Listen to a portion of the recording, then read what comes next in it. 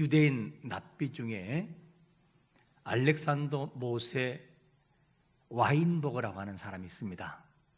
랍비 그러면 성경에 능통하고 십계명, 그러니까 모세오경을 다 외울 정도로 그 정도에 뛰어난 사람들이 랍비들이죠. 그런데 이분이 나치치하에서 고통받았던 이 모든 상황, 그 상황에서 간신히 대학살을 모면했던 이 사람이었습니다. 그리고 1978년에 그가 책을 쓰는데 뭐라고 책을 쓰느냐? 나는 대학살을 모면했다. 이 책을 써요. 그리고 그 책에 이 사람이 남기는 글을 쭉 보면 무슨 내용이 있느냐? 자기 어머니와 세 형제와 그리고 두 자매를 나치치하에서 잃었습니다. 이렇게 시작이 되죠.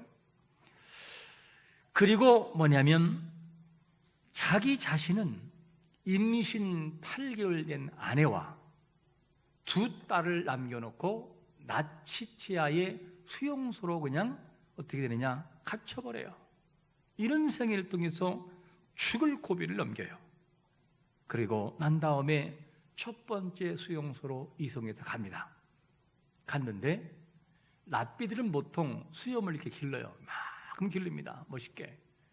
그런데 이 나치가 양쪽에 두 명을 잡더니만 수염을 가위로 자르는 것이 아니고 손으로 다 뽑는 거예요.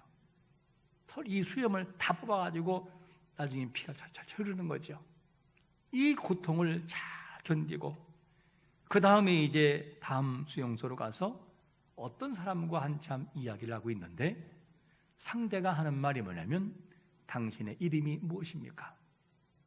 나나 모세 와인버거다. 그랬더니만 상대가 형님 접니다. 나단입니다. 형님 동생 나단이라고. 그런데 형님이 동생을 알아보면 좋을 텐데 너무나 말라가지고 동생인 줄을 몰랐어요. 그리고 행군을 진행합니다. 쭉 행진을 하게 되는데 동생이 너무 말라가지고 힘이 없어서 쓰러져 버려요. 쓰러지니까 이 나치가 총을 들이대면서 한 번 더 쓰러지면 너 죽인다. 그래서 간신히 이렇게 세웠는데 역시나 또 쓰러졌어요. 형님 앞에서 그냥 사살해버렸어요. 이것이 피투성이가 된 그 동생을 바라보면서 형이 어떻게 할 수가 없었어요. 해볼 수 없는 상황이 아니었어요. 이런 상황을 지켜보면서 유대인 랍비 알렉산더 모세 이 와인버거가 이스라엘의 하나님, 당신이 살아계셔서 우리의 고통을 보고 계십니까? 이러면서 한탄을 해요. 하나님이 정말 살아서 나를 보고 있냐고. 이러고 난 다음에 그가 이제 가스실로 마지막 죽음의 형장으로 끌려가는 거였어요.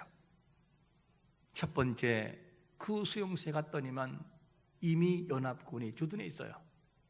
그래서 다시 다른 곳으로 이송합니다. 또 갔더니만 또 연합군이 주둔해서 못 들어가요. 세 번째 마지막 들어갔는데 거기도 역시나 연합군이 들어와서 이 나치가 두 손을 들고 나머지 사람을 풀어준 거였어요. 그래서 이 사람이 사는 거였어요. 이런 상황에서 와인버거는 해방되고 난 이후에 자기 아내와 두 딸이 살아있는지도 모르는 상황에서 너무나 마음이 낙심이 돼서 이제는 하는 말이 내가 섬긴 하나님은 죽었어! 이러고 랍비가 그리고 너무나 마음에 상심한 모습으로 이제는 그가 마약을 하기 시작하는데 17년 동안 마약에 빠져서 헤어나오지를 못해요. 그리고 완전히 만신창이가 된 이 모습에서 마지막 죽으려고 숲으로 갔어요. 산속 깊은 숲에 들어가는데 마침 어느 한 사람이 자기를 인도해서 들어갔더니만 그 마을에 어느 집으로 들어가는데 그 집이 예수님을 믿는 사람이었어요. 그리고 복음을 듣고 난 다음에 어느 날 일을 하는데 갑자기 소리가 들려요. 모세야 소리가 들려요. 이게 무슨 소리지 하고 있더만 뒤에서 나는 소리가 뭐냐면 나는 내 뒤에 있다. 뒤를 돌아보니까 키가 큰 키에 검은 눈썹에 반짝이는 갈색 눈을 가지고 또 어깨 밑으로 하얀 머리가 내려온 이 분이 가장자리인 금박된 자색 옷을 입으신 그분이 하는 말이, 나는 너를 나에게 인도하기 위해 다시 올 것이다, 이러면서 떠나버렸어요. 그 위에 이 와인버거가 하는 말이에요. 하나님이 정말, 예수님이 살아계시다면 제가 17년 동안 대마초를 끊지 못하는데 대마초를 끊을 수 있도록 증명해달라고. 그리고 이 기도를 한 다음에 밖에 나가서 대마초를 딱 피우려고 하는데 써서 먹을 수 없어요. 써서 피울 수가 없어요. 그리고 난 다음에 이분이 들어와서 그 교인들 앞에서, 예수여, 당신이 그분이십니다, 당신 나를 구원했습니다 라고 고백하는 일이 있었어요. 어머니와 형제자매들을 수용소에서 다 잃고, 그리고 아내와 두 딸마저도 헤어졌고, 찢긴 심령으로 마지막 죽으려고 할 때에 예수 그리스도 그분께서 그를 만나 주셨어요.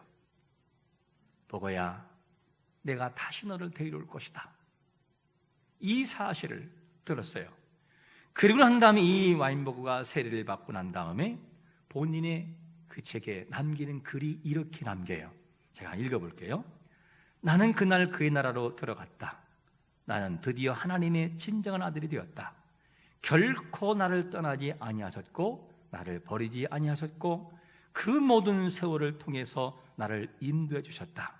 강제 노동 수용소에 들어서도 나를 지켜주셨고 기부처에서 나를 지켜주셨으며 숲속에도 나를 지켜주신 그분 예수, 그분이 나에게 자신을 나의 구원조로 계시해 주신 것이다. 나는 그분 예수의 영광을 돌려드린다. 내 옛 생활은 끝났고 그의 생활은 시작되었다.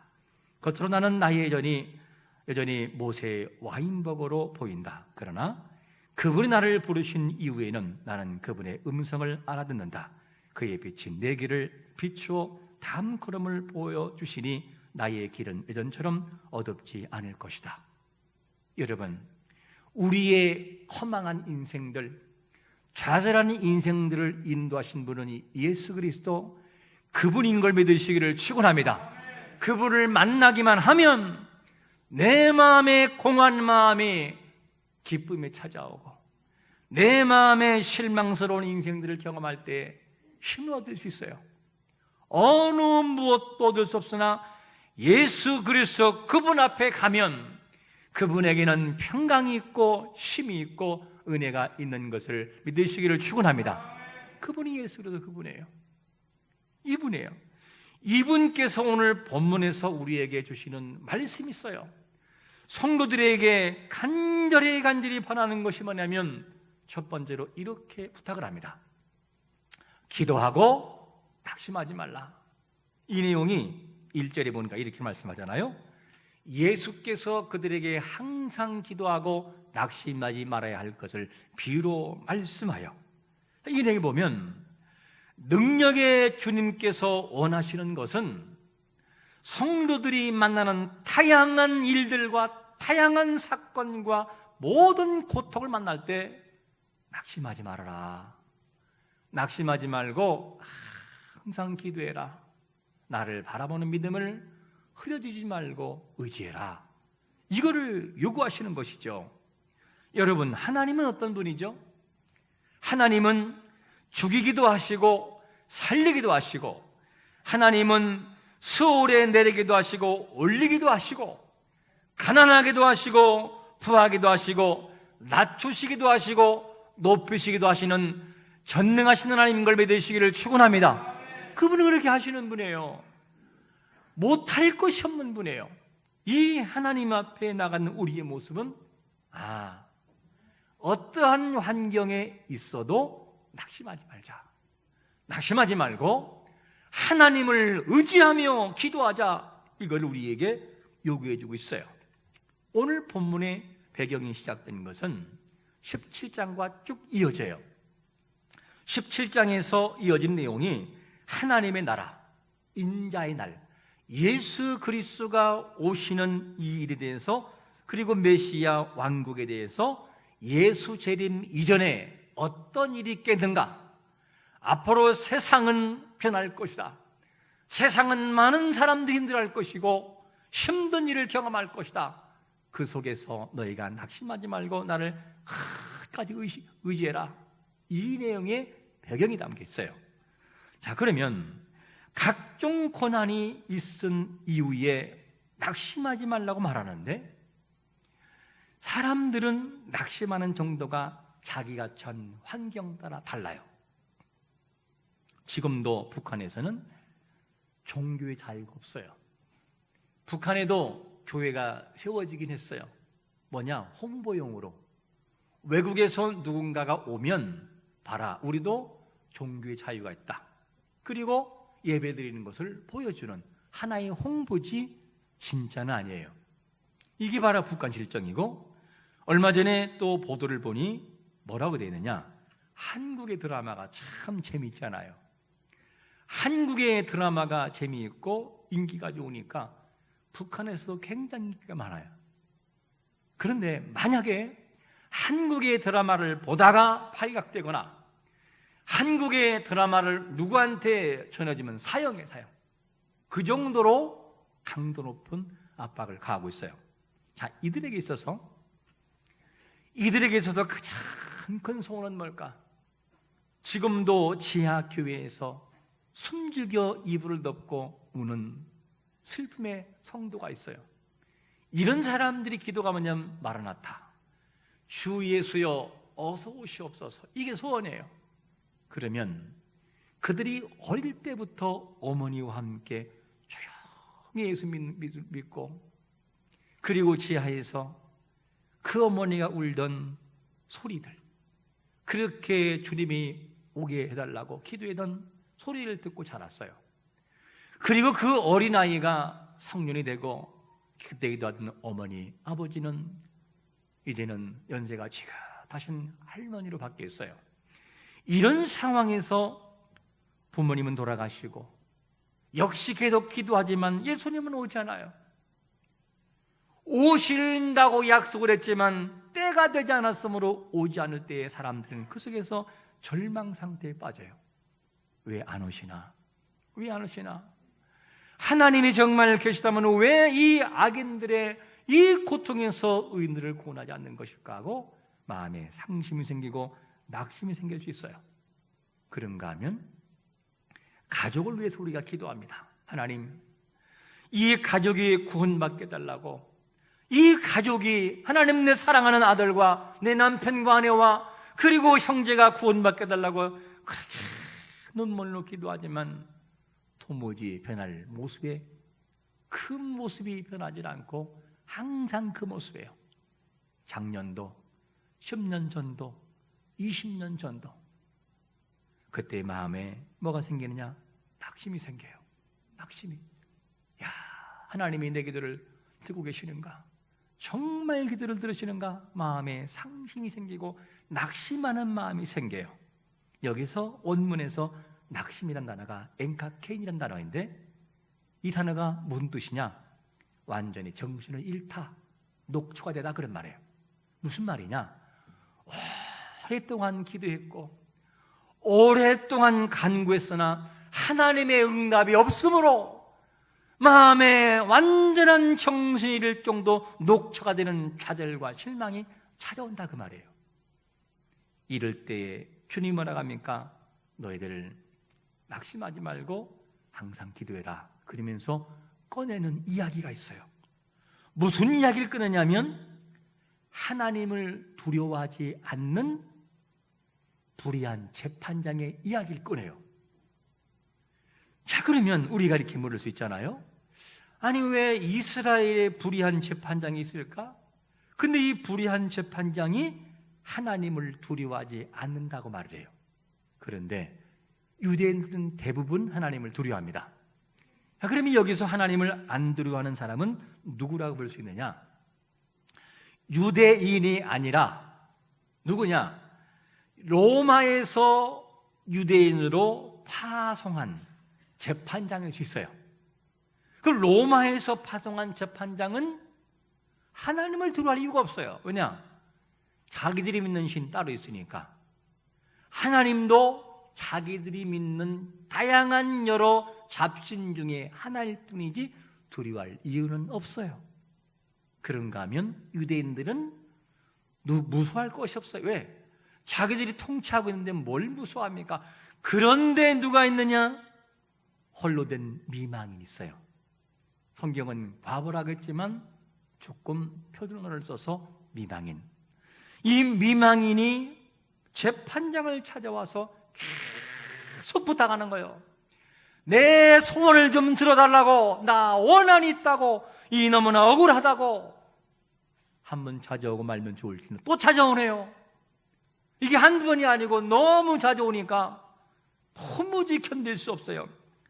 성가시고 근심돼서 알았다, 두 손 들고 원한을 풀어줘요.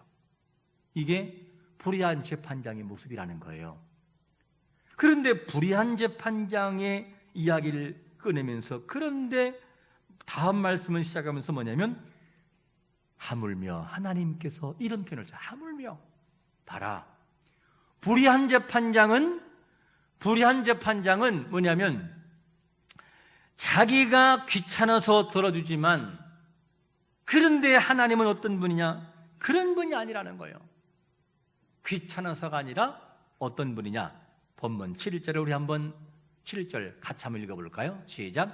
하물며 하나님께서 그 밤낮 부르짖는 택하신 자들의 원한을 풀어주지 아니하시겠느냐? 그들에게 오래 참으시겠느냐? 여러분, 하나님은 자기의 택한 백성들의 눈물의 기도를 들어 응답하시는 것을 믿으시기를 축원합니다. 밤낮 부르짖는 기도를 콕 들어주신다는 거예요.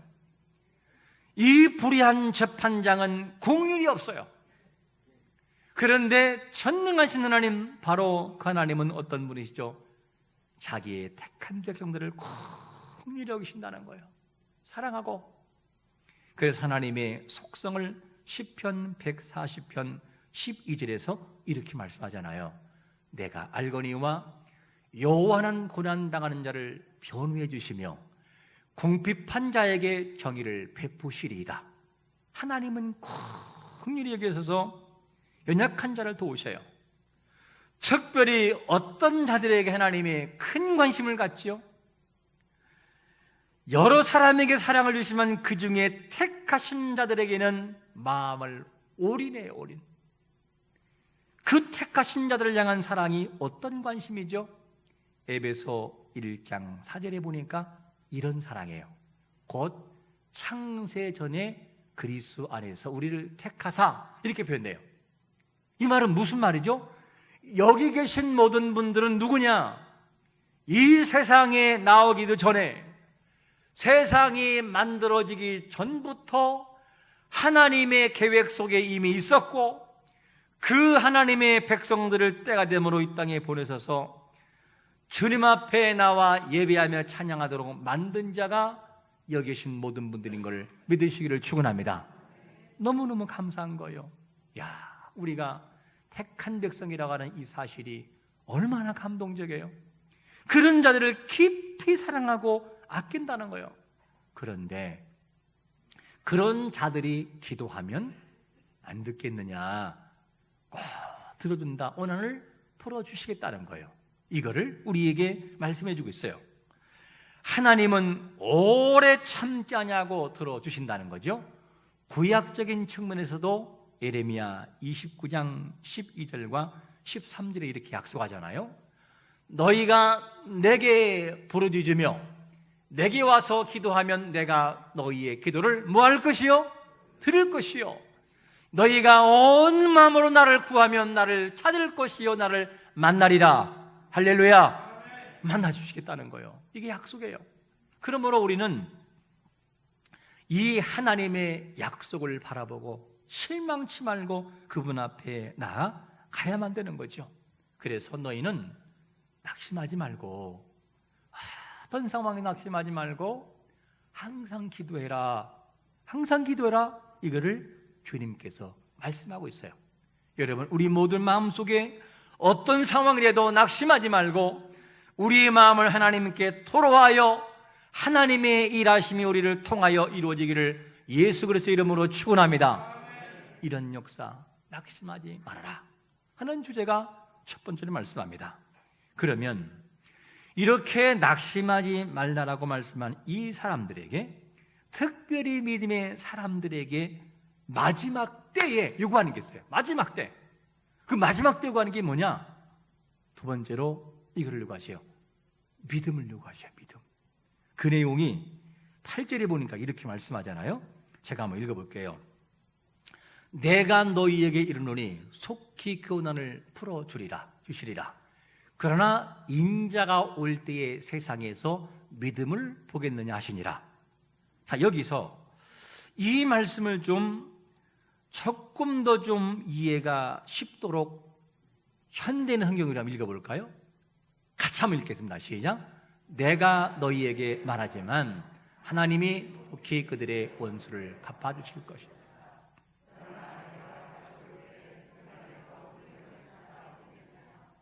자, 이 말씀은 마치 이렇게 이야기하는 것 같아요. 얘들아, 너희들이 지금 응답해 주시는데 내가 다시 올 때까지 지금 그 믿음을 너희 마음속에 소유해서 흔들리지 않고 나아갈 수 있겠느냐? 이 얘기예요. 자, 그러니까 이 원문에서 말씀을 참고해 본다면 세상에서 밤낮으로 부르짖는 믿음을 가진 사람들을 발견하기 힘들 텐데 너희들만큼은 나에게 찾아와서 흔들림이 없이 내가 올 때도 여전히 그 자리에서 나를 신뢰할 수 있겠느냐? 이걸 묻고 있는 거예요. 지금요, 원문을 참고할 때.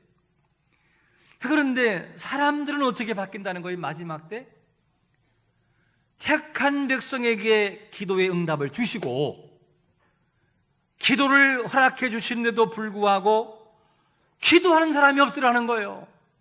기도도 하지도 않고 마음이 완악해서 하나님을 의지하지 않는 모습으로 그들이 갈 것이라는 거예요.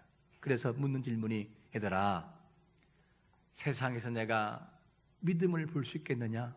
이 질문하는 거예요. 세상에서.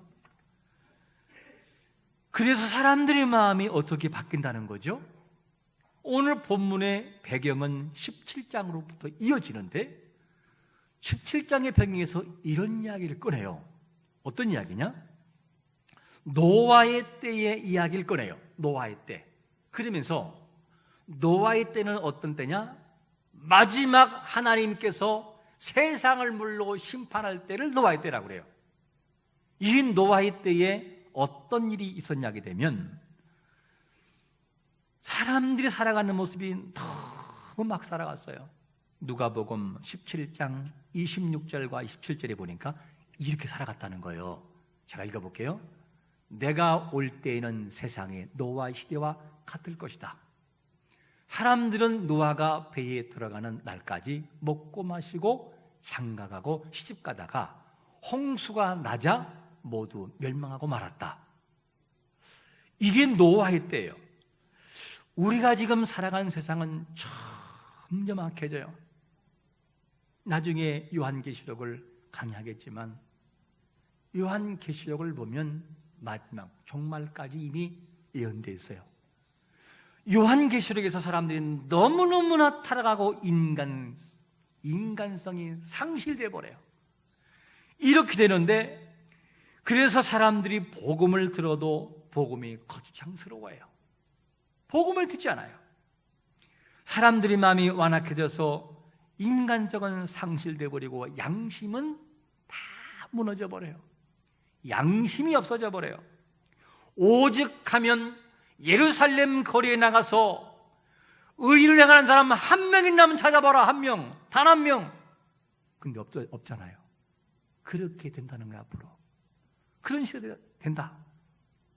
이런 시대에 우리는 살아가고 이제 우리는 힘든 세월을 보낼 수 있을 것입니다. 그래서 마지막 시대에는 목숨을 내놓지 않으면 신앙 고백을 못할 때가 반드시 오고야 말아요. 그럴 때가 옵니다. 그래서 지금 우리가 힘들고 어려울 때 믿음을 지켜내지 못하면 그때는 볼 것 없이 넘어질 수밖에 없어요. 이 내용을 바라보고 우리에게 마지막 때에 이렇게 될 것이다. 마음이 완악해지고 약해져서 언제까지? 주님이 마지막 심판을 하기 위하여 하늘이 열리고 천사장이 나팔소리와 함께 하늘에서부터 이 땅에 재림하시는 시간까지 그렇게 하겠다는 거예요. 사람들이 어떻게? 예수는 무슨 예수? 종말은 무슨 종말? 종말이 어디 있어? 이렇게 하고 살아간다는 거예요. 마지막까지 주님이 오실 때까지. 이게 노아의 시대에 물로 심판받을 때 문이 쫙 닫힐 때까지 사람들이 그렇게 했다는 거예요. 그거를 우리에게 말씀해 주고 있어요. 그리고 롯이 소돔성에서 나올 때에 하늘에서 불과 유황이 막 떨어져요. 다 멸망하기까지 사람들의 마음이 완악했다는 거예요. 주님은 우리에게 묻는 거예요. 얘들아, 이 패역한 세상 속에서 그래도 너희들이 나를 떠나지 않고 나에게 마음을 주며 인내하며 항상 기도하고 낙심하지 않을 수 있겠느냐? 내가 다시 올 때 그 믿음을 볼 수 있을까? 이렇게 묻고 있는 거예요, 지금요. 그래서 너희에게 원하는 것은 믿음이라, 이거를 우리에게 강조하고 있어요. 어느 한 기사 보니까 미국에서 한 여인이 조깅을 하고 있어요.